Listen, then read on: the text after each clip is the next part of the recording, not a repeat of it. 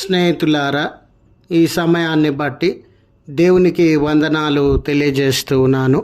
ప్రేమపూర్వకముగా మిమ్మల్ని అందరినీ వాక్య ధ్యానంలోనికి ఆహ్వానిస్తూ ఉన్నాను. ఈ ఆదివారం కొరకు గాను మనకు అందించినటువంటి అంశము క్రీస్తులో విమోచన, దేవుని ప్రేమలో అందరినీ చేర్చుకొనుట. క్రీస్తు విమోచనను అనుగ్రహించేటటువంటి వాడు. క్రీస్తు ద్వారానే మానవ జాతి పాప శాపముల నుండి, తీర్పు నుండి విమోచనను అనుభవించేటటువంటిది. అయితే దేవుని యొక్క ప్రేమలో అందరినీ చేర్చుకొనుట. దేవుడు లోకాన్ని ప్రేమించినాడని మనమందరము ఎరిగినటువంటి వారమే. దేవుడు ఈ లోకాన్ని ప్రేమిస్తూ ఉన్న సందర్భంలో, లోకం అంటే మన చుట్టూ ఉన్న పరిసరాలను, చెట్లను, పర్వతాలను, మైదానాలను, జంతువులను మాత్రమే కాదండి, మరి ముఖ్యంగా ఆయన మానవులను ప్రేమించుచున్నటువంటి దేవుడుగా ఉండినాడు. ఈ మానవుణ్ణి సంరక్షించడానికి, విమోచించడానికి తను వీరిని ప్రేమిస్తూ ఉన్నాడు గనుక తన కుమారుణ్ణి ఈ లోకంలోనికి విమోచకుడిగా, రక్షకుడిగా పంపినటువంటి వాడిగా ఉండినాడు. యేసు ప్రభుల వారు ఈ లోకంలోకి ఒక విమోచకుడిగా, రక్షకుడిగా రావడంలో మనము దేనిని గమనించగలుగుతామనంటే, దేవుని యొక్క ప్రేమను. ఆయన మనల్ని ప్రేమిస్తూ ఉన్నాడు కనుక మన విమోచన కొరకు తన సొంత కుమారుణ్ణి ఈ లోకంలోనికి పంపినటువంటి వాడుగా ఉండినాడు.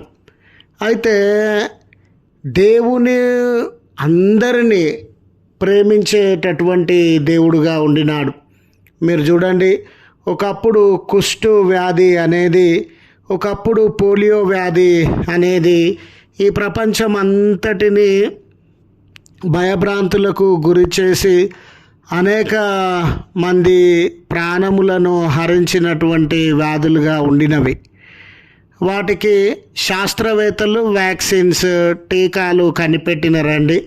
ఇప్పుడు మీరు చూడండి, ఏ వ్యక్తి లోపల కుష్టి వ్యాధి రాకుండా, ఏ వ్యక్తి లోపల పోలియో రాకుండా, పలాని మతము, పలాని కులము, పలాని ప్రాంతము, పలాని జాతి, పలాని గుంపు, పలాని వ్యక్తి అనే తారతమ్యం లేకుండా అందరికీ ఈ వ్యాక్సిన్ పంపిణీ జరిగినప్పుడు దేశాలకు అతీతంగా, మతాలకి అతీతంగా, ప్రాంతాలకి అతీతంగా అందరూ ఈ వ్యాక్సిన్ యొక్క ప్రయోజనాన్ని అనుభవించినటువంటి వారుగా ఉండినారు. అలాగునే మానవులు ఎవరైనా కానివ్వండి, ఈ గుంపులు అనేది, గ్రూపిజాలు అనేవి, మతాలు అనేవి, కులాలు అనేవి, జాతులు అనేవి వేరువేరుగా ఉండి మానవుల మధ్య ఎన్నో విభేదములు, తారతమ్యములు, హెచ్చు తగ్గులు ఉండినప్పటికీ కూడా దేవుడు వీరందరినీ ప్రేమించి వీరందరినీ క్రీస్తు ద్వారా విమోచించేటటువంటి వాడుగా ఉండినాడు.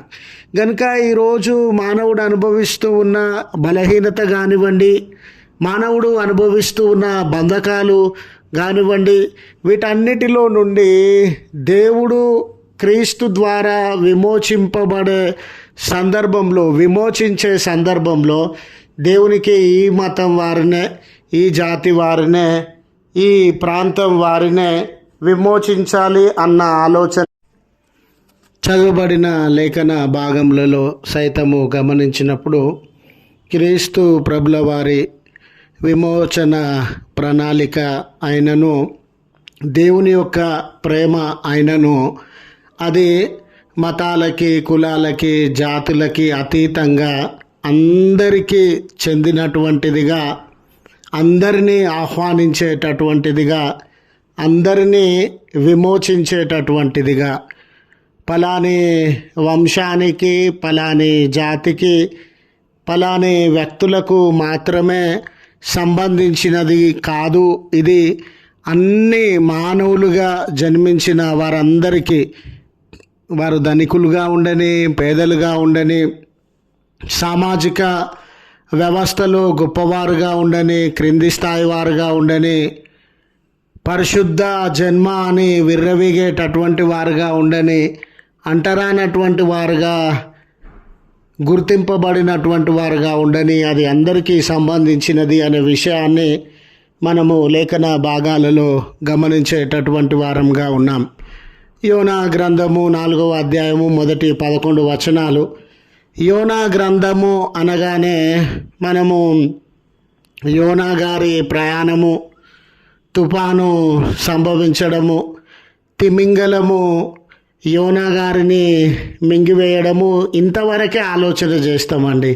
అసలు యోనా గ్రంథం యొక్క ప్రాముఖ్యమైన ఉద్దేశాన్ని మనము గమనించినట్లయితే, దేవుడు అందరి ఎడల ప్రేమ కలిగినటువంటి దేవుడు, దేవుడు అందరి ఎడల కృప కలిగినటువంటి దేవుడు అనే ఆధ్యాత్మిక సత్యాన్ని యోనా గ్రంథంలో మనము గ్రహించవచ్చును. ప్రవక్త యోనా గారు దేవుని చేత పిలువబడి నినివే పట్టణానికి పంపిన సందర్భంలో వారు ఆ బాధ్యతను తప్పించుకొని తర్షీషు పట్టణానికి పారిపోతూ ఉన్న సందర్భంలో దేవుడు మరలా వారిని పిలిచి నినివే పట్టణానికి పంపినప్పుడు, దేవుడు మీరు మారు మనసు పొందండి, మీ క్రియలను దిద్దుకొనండి, దేవుడు కృప కలిగిన దేవుడండి, దేవుడు క్షమించే దేవుడండి, దేవుడు జాలి కలిగిన దేవుడండి అని ఆ పట్టణానికి ప్రకటించినటువంటి వాడుగా ఉండినాడు. ఏదైతే తాను ప్రకటించినాడో ఆయన నోటి వెంబడి ప్రకటించినాడు, కానీ దేవుని యొక్క కృప, దేవుని యొక్క కనికరము, దేవుని యొక్క క్షమాపణ తన మనసులో అంగీకరించడానికి వెనుకడుగు వేస్తున్నటువంటి వాడుగా ఉండినాడు. బహుశా యోనా గారి హృదయంలో దేవుని ప్రేమ కానివ్వండి, దేవుని యొక్క క్షమాపణ కానివ్వండి, దేవుని యొక్క ఆదరణ కానివ్వండి, నాకు మాత్రమే, యూదులకు మాత్రమే చెందిందిగా ఉండాలని భావిస్తూ ఉన్నాడేమో. కాబట్టి ఆ నినివే పట్టణానికి ప్రకటించిన తర్వాత ఆ పట్టణం బయటకి వచ్చి దేవుడు ఈ పట్టణాన్ని ఎప్పుడు నాశనం చేస్తాడు అని ఎదురు చూస్తున్నటువంటి వాడుగా ఉండినాడు. మన జీవితంలో కూడా గమనించండి స్నేహితులారా, మనల్ని దేవుడు క్షమించాలని, దేవుడు మనల్ని అంగీకరించాలని, దేవుని ప్రేమ మనము పొందుకోవాలని మనం ప్రార్థన చేస్తాం.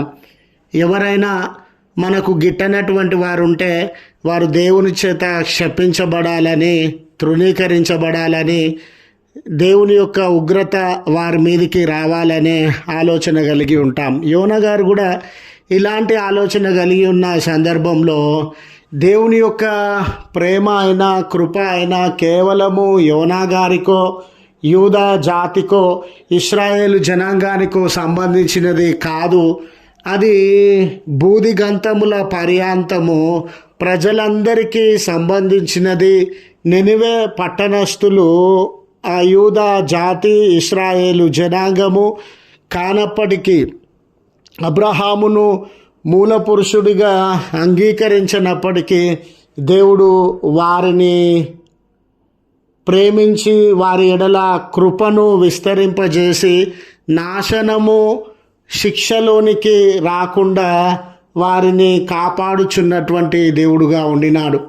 ఆ విషయాన్ని ప్రవక్త అర్థం చేసుకోవాలని ఉపమాన రీతిగా ఆ ప్రవక్త ముందు ఒక సొర చెట్టును మొలిపించి దాని నీడ ద్వారా అతడు సేదతీరిన తర్వాత ఆ సొర చెట్టు ఎండిపోగానే ప్రవక్త గారికి విపరీతమైన కోపం వచ్చిందండి. అలాంటి సందర్భంలో దేవుడు, నువ్వు ఈ సొర చెట్టును నాటలేదు, పెంచలేదు, అది ఎండిపోతేనే లేక అది నాశనమైపోతేనే నువ్వు సహించలేనంత, భరించలేనంత కోపానికి లోనైనావు. వేల లక్షల కొలది ప్రజలు నశించిపోవాలా అనే ఆలోచన నీకు ఎలా కలుగుతూ ఉంది?